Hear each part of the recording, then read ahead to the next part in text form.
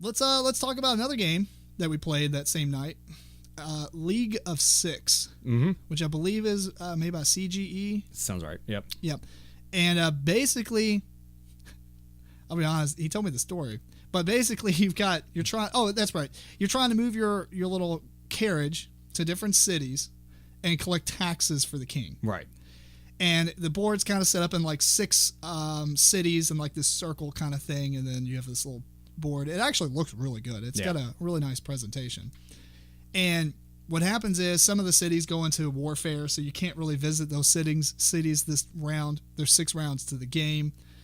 And basically, you're trying to move around, collect goods and things that you can sell to the market or whatever it is.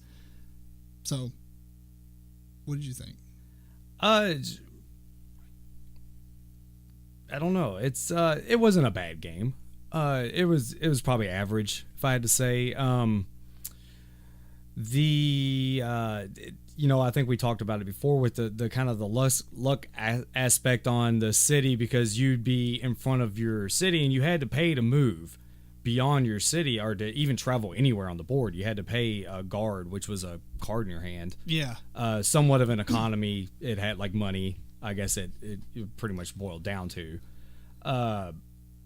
But the luck of what cities got shut down could not be detrimental to you, but it could hinder you a little bit. I mean, yeah, that's the thing, because every round there's like a cleanup phase where you put down those things on 2 of the cities. So 2 of the cities become unavailable.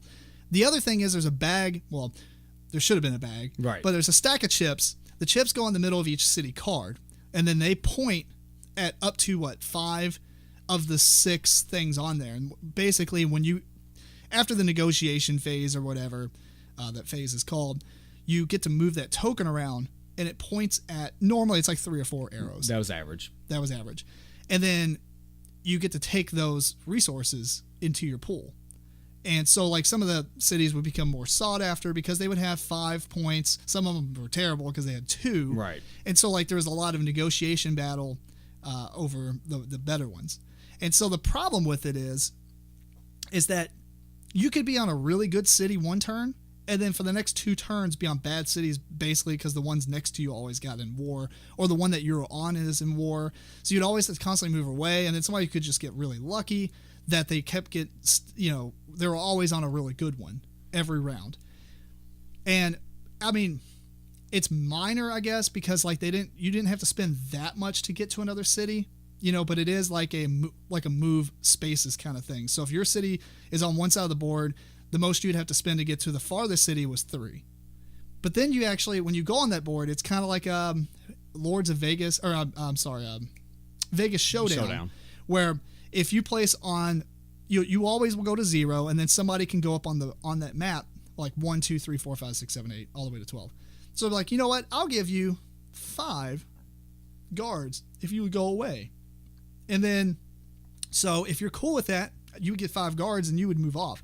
Otherwise, you would go above me and say, you know what, I'll give you 6. And then 7, 8, whatever. And so you already burned some to get there, and they would just happen to be lucky to be there. Right. And that was some of the kind of, I don't know mathematically if it kills the game, but I felt cheated out of it due to the fact that randomness of the draw for the tiles and which cities went to war and stuff like that. The other thing I didn't like about the game was the delivery of the goods. Did you enjoy that? You're talking about when we put them in the boxes to be able to get people and points and stuff. Again, sometimes that could be lucky too. Yeah. Depending on your horses, on what order you got to go in, and if by chance, like if I got to go first and then the person to my left was the second fastest person and got to go again, I'm probably not going to get my goods messed with real bad. And then it gives me a pretty decent opportunity on the second time around to me. Yeah. To rack up pretty decent. Yeah, so one of the resources you can get on your cities was horse tokens, and that determined the order of when you got to place your goods on this basically grid of goods. So the card came out, and it would be like 5 different lines of goods, and then it's like the first one would need tons of goods, like 6 different cubes, right? And then 5 cubes, and I think 4 cubes. It might have went down like that to where the last option was 2 cubes. Right. And then the idea behind it is the person, you didn't even have to put cubes there to get the bonus. Yeah, you could just call out a line. Yeah, I'm going to do this line. Well, you don't have any red or yellow, and that's the only 2 it needs. Well, you go next because you happen to sit next to me. The horse order only mattered on when you got to pick which line.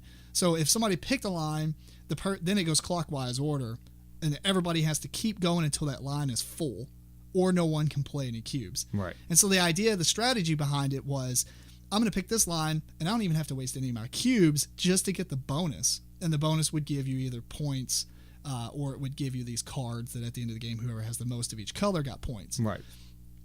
Well, I mean, the thing was, you're right. I think it was like so random, and it was almost like not even that interesting for where I wanted to sit down and think about goods I wanted to get for that round, for later in that round, for when that whole action came about, because it was kind of like, it was almost uninteresting. Yeah. And I don't know if we were just kind of mindlessly going through it. I'm sure you could sit there and look at the cities that are out there. It would be AP though. I mean, you'd get so deep into like, oh, this city has this many things and I can get these certain goods, and then I'm going after this certain thing on the top board. What'll optimize me getting what I need up here? But I wasn't going to even try and attempt to mess with all that. It would take forever to calculate it. So yeah, and I think most of the players there were pretty much into strategy games. So yeah. It wasn't like we were trying to avoid the thought process. It's just that I don't think it was as interesting as it could have been. And there's so many phases to the game.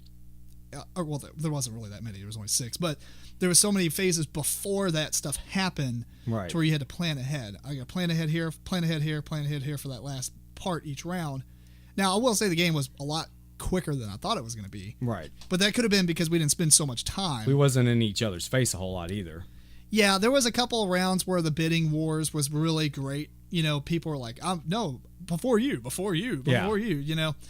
But otherwise, the first 3 rounds of the game, you only start with 3 of those guards to trade, and it's like, I don't know. The first round is just kind of really lucky on that one. Yeah, I think it's really lucky based on what plops down in front of you. Because if something really awesome plops down in front of you, who's going to spend all 3 of their cards to get in front of you? Because you can't, even if you can't afford it, you can lose 2 victory points to pay for a guard, and you start with 10. And maybe that's like future plays. Maybe that's something you should do on the first round. Maybe. You know, I just thought about that. So, I don't know. Overall, I think I'm interested in playing it again and trying it out. And it was definitely a lot different than a lot of games that we played recently. Yeah, it probably wasn't like anything I could think. It was unique. Definitely. It definitely was unique. Whether or not there's games out there doing the same thing, I don't know. But otherwise, it's got that. It pulled me in. If it was a deck builder and it would played like this and I had these feelings, I would have marked it off. I just would have went on. But the fact that it's doing, it had that bidding thing, which has been done before, but everything else was kind of fresh. Yeah.